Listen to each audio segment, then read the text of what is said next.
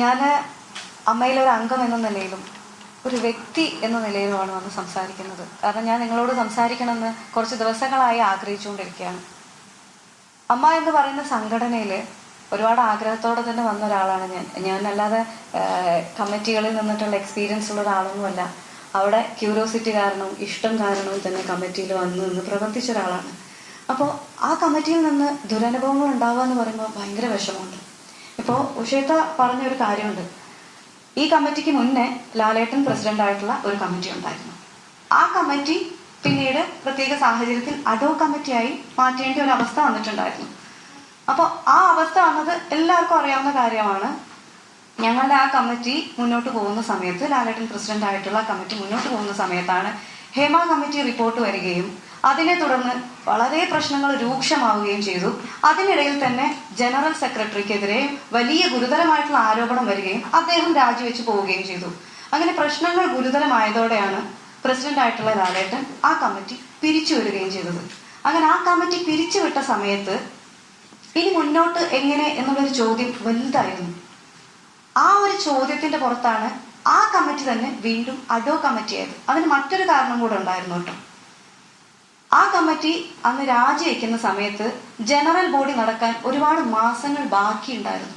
അപ്പൊ അത്രയും മാസങ്ങൾ അമ്മയിൽ നടന്നുകൊണ്ടിരിക്കുന്ന പ്രവർത്തനങ്ങൾ മുന്നോട്ട് നീങ്ങണം.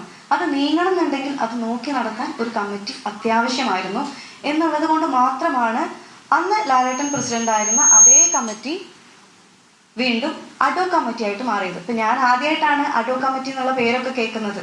എന്തായാലും അങ്ങനെ ഒരു കമ്മിറ്റി രൂപീകരിക്കപ്പെട്ടു. ആ കമ്മിറ്റിയാണ് പിന്നീട് കാര്യങ്ങൾ മുന്നോട്ട് കൊണ്ടുപോയത്. അതുപോലെ തന്നെ മറ്റൊരു ചോദ്യമായിരുന്നു സഞ്ജീവിനി എങ്ങനെ അഡോ കമ്മിറ്റിക്ക് മുന്നോട്ട് കൊണ്ടുപോകാൻ പറ്റും എന്നുള്ളത്. സഞ്ജീവിനി നമ്മുടെ ആ കമ്മിറ്റി രാജിവെച്ച് അഡോ കമ്മിറ്റി ആവുന്നതിന് മുന്നേ തീരുമാനമെടുത്ത ഒരു പ്രൊജക്റ്റായിരുന്നു. അതായത് ഞാൻ തന്നെ മുന്നേ പല ഇന്റർവ്യൂകളിലും പറഞ്ഞിട്ടുണ്ട്, വിഷ്ണു ഉണ്ണികൃഷ്ണന്റെ മെഡിസിൻ പ്രൊവൈഡ് ചെയ്യുന്ന കമ്പനിയിൽ നിന്നാണ് സഞ്ജീവിനിയിലുള്ള അംഗങ്ങളായിട്ടുള്ള നമ്മുടെ ആളുകൾക്കെല്ലാം മരുന്നുകൾ എത്തുന്നത്. അപ്പോൾ സഞ്ജീവിനി പ്രവർത്തനങ്ങൾ തുടങ്ങുന്നതും സഞ്ജീവിനി തുടങ്ങാമെന്ന് തീരുമാനിക്കുന്ന സമയത്ത് ജനറൽ സെക്രട്ടറി ആയിട്ടുണ്ടായിരുന്ന സിദ്ദിഖിക്ക അവിടെ ഉണ്ടായിരുന്നു. അപ്പോൾ അങ്ങനെയാണ് വിഷ്ണു ഉണ്ണികൃഷ്ണനായിട്ട് സംസാരിക്കുന്നതും മറ്റു 3 കൊട്ടേഷൻ എടുക്കുന്നതും. അങ്ങനെ വിളിച്ച മൊത്തം കൊട്ടേഷനുകളിൽ നിന്നും ഏറ്റവും വില കുറഞ്ഞ രീതിയിൽ നമുക്ക് ഏറ്റവും നല്ല മെഡിസിൻ പ്രൊവൈഡ് ചെയ്യാം എന്ന് പറഞ്ഞുകൊണ്ട് വിഷ്ണു ഉണ്ണികൃഷ്ണന്റെ ആ ഒരു കൊട്ടേഷൻ നമ്മൾ ഏറ്റെടുക്കുകയും അങ്ങനെ സഞ്ജീവിനി പദ്ധതിയിൽ വിഷ്ണു ഉണ്ണികൃഷ്ണന്റെ കമ്പനിയെ ഉൾപ്പെടുത്തുകയും മരുന്നുകൾ കൃത്യമായി അയച്ചു കൊടുക്കുകയും ചെയ്തത്. പക്ഷെ നമ്മൾ സഞ്ജീവിനി പ്രൊജക്ട് ഓൺ ആയതിനു ശേഷമായിരുന്നു ജനറൽ സെക്രട്ടറി അവിടുന്ന് സ്ഥാനമൊഴിയുന്നതും ഈ കമ്മിറ്റി അഡോ കമ്മിറ്റിയായി മാറുന്നത്. അപ്പൊ ആ അഡോ കമ്മിറ്റി തീരുമാനിച്ചത് ഓൾറെഡി പ്ലാൻ ചെയ്തു വെച്ച സഞ്ജീവിനി പ്രൊജക്ട് നമുക്ക് മുന്നോട്ട് കൊണ്ടുപോകണം. കാരണം 5000 രൂപ കൊണ്ട് മരുന്നുൾപ്പെടെ ജീവിത ചെലവ് മൊത്തം താങ്ങി നിർത്തുന്ന ഒരുപാട് മെമ്പേഴ്സ് ഉണ്ട് അമ്മയിൽ. അപ്പൊ നമുക്ക് അത്ഭുതമായിരുന്നു 5000 രൂപയ്ക്ക് മരുന്നും വാങ്ങി ഒരു മാസം അവർ ചെലവും കഴിയാന്ന് പറയുമ്പോൾ. അപ്പൊ അവർക്ക് നമ്മൾ ഈ മരുന്ന് കൊടുക്കുകയാണെന്നുണ്ടെങ്കിൽ ആ 5000 രൂപ അവർക്ക് അവരുടെ ജീവിത നിത്യ ചെലവുകൾക്ക് ഉപയോഗിക്കാമല്ലോ എന്നുള്ള ചിന്തയിൽ തുടങ്ങിയതാണ് സഞ്ജീവനി. അപ്പൊ അഡോ കമ്മിറ്റി അത് ഏറ്റെടുത്ത് സഞ്ജീവനി പ്രൊജക്ട് തുടങ്ങി എല്ലാവർക്കും കഴിഞ്ഞ ജനുവരി 26-നായിരുന്നു സഞ്ജീവനി ലോഞ്ച് ചെയ്തത്.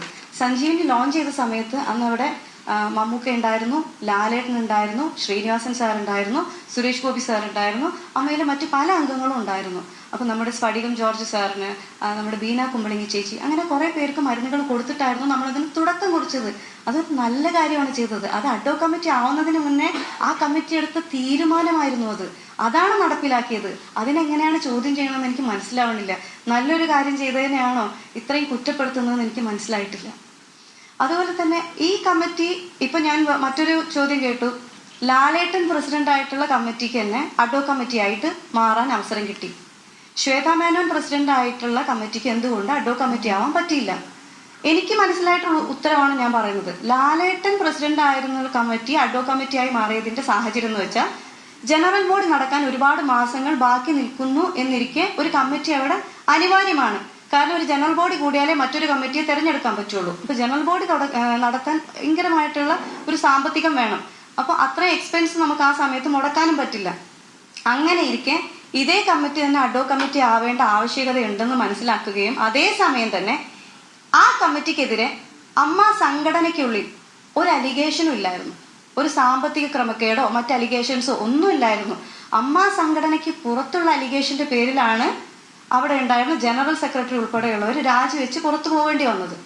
അപ്പൊ അതുകൊണ്ട് തന്നെ അമ്മ സംഘടനയ്ക്കകത്തുണ്ടായിരുന്ന ആ കമ്മിറ്റിക്കെതിരെ വേറെ അലിഗേഷൻസ് ഇല്ലാത്തത് കൊണ്ടായിരുന്നു അതേ കമ്മിറ്റി അഡ്വോ കമ്മിറ്റി ആയിട്ട് മാറിയത്. ഇപ്പൊ ഞാൻ മനസ്സിലാക്കുന്ന കാര്യം, ശ്വേത ചേച്ചി പ്രസിഡന്റ് ആയിരുന്ന ഇപ്പൊ രാജിവെച്ചു പോയ കമ്മിറ്റി, ആ കമ്മിറ്റി അഡ്വോ കമ്മിറ്റി ആക്കാത്തതിന്റെ റീസൺ എന്ന് എനിക്ക് മനസ്സിലായ കാര്യം, സാമ്പത്തിക ക്രമക്കേടിന്റെ പേരിലാണ് ശ്വേത ചേച്ചി പ്രസിഡന്റ് ആയിരുന്ന കമ്മിറ്റി താഴെ പോയത്. അവരുടെ സാമ്പത്തിക റിപ്പോർട്ട് പാസ്സായില്ല ജനറൽ ബോഡിയിൽ. അപ്പൊ സാമ്പത്തിക ക്രമക്കേട് നേരിടുന്ന ഒരു കമ്മിറ്റിയെ എങ്ങനെയാണ് അഡ്വോ കമ്മിറ്റി ആയിട്ട് മാറ്റാൻ ജനറൽ ബോഡിക്ക് തോന്നുക? ലോജിക്കലി ഒരിക്കലും ജനറൽ ബോഡി അങ്ങനെ ചിന്തിക്കില്ല. അതാണ് അന്ന് അവിടെ നടന്നിട്ടുണ്ടായിരുന്നത്. അപ്പൊ അതുകൊണ്ടാണ് ശ്വേത ചേച്ചി പ്രസിഡന്റ് ആയിരുന്ന ആ കമ്മിറ്റിയെ തന്നെ വീണ്ടും അഡ്വോ കമ്മിറ്റി ആക്കാതിരുന്നത്. ഇനി ഇതിലുള്ള വേറൊരു കാര്യം കൂടെ നമ്മൾ എടുത്തു പറയേണ്ടതാണ്. സാമ്പത്തിക ആരോപണം നേരിടുന്ന ഈ രാജിവെച്ച കമ്മിറ്റിയെ അഡ്വോ കമ്മിറ്റി ആക്കിയിട്ടില്ലെങ്കിലും ആ കമ്മിറ്റിയിൽ ഉണ്ടായിരുന്ന ഡോക്ടർ റോണി ഡേവിഡ്, ആശ അരവിന്ദ് എന്നിവരെ അഡ്വോ കമ്മിറ്റിയിൽ ഉൾപ്പെടുത്തിയിട്ടുണ്ട്. ആശ അരവിന്ദ് ചേച്ചി റിസൈൻ ചെയ്തു എന്ന് ഞാൻ അറിഞ്ഞു, പക്ഷെ റോണി ഡേവിഡ് അദ്ദേഹം ഇപ്പോഴും ഉണ്ട്. അപ്പൊ ഈ രണ്ടുപേരെയും ഈ അഡ്വോ കമ്മിറ്റിയിലേക്ക് വിളിച്ചതിനും ഒരു കാര്യമുണ്ട്. കാരണം അവരാണ് സഞ്ജീവിനി പ്രവർത്തനങ്ങൾ ഇപ്പോൾ നടത്തിക്കൊണ്ട് ഇരിക്കുന്നത്. അപ്പൊ ആ സഞ്ജീവിനി പ്രവർത്തനങ്ങൾ മുടങ്ങിപ്പോവരുത്. കാരണം ഇത്രയും പേരുടെ പ്രിസ്ക്രിപ്ഷൻസും കാര്യങ്ങളും എല്ലാം അവരുടെ കയ്യിലാണുള്ളത്. പെട്ടെന്ന് ഒരാൾക്ക് ഒരു ദിവസം വന്ന് അത് ഏറ്റെടുത്ത് ചെയ്യാൻ പറ്റില്ല. അതുകൊണ്ടാണ് ആ പ്രവർത്തനങ്ങൾ കൃത്യമായി നടന്നു പോകണം എന്നുള്ളത് കൊണ്ടാണ് ഈ സാമ്പത്തിക ആരോപണം നേരിടുന്ന, സാമ്പത്തിക ക്രമക്കേടിന്റെ പേരിൽ താഴെ പോയ ആ കമ്മിറ്റിയിൽ നിന്ന് തന്നെ ഡോക്ടർ റോണിയെയും ആശ അരവിന്ദ് ചേച്ചിയെയും പുതിയ അഡ്വോ കമ്മിറ്റിയിലേക്ക് നിയമിച്ചത്. ഇത്രയും കാര്യങ്ങളാണ് എനിക്ക് മനസ്സിലായിട്ടുള്ളത്.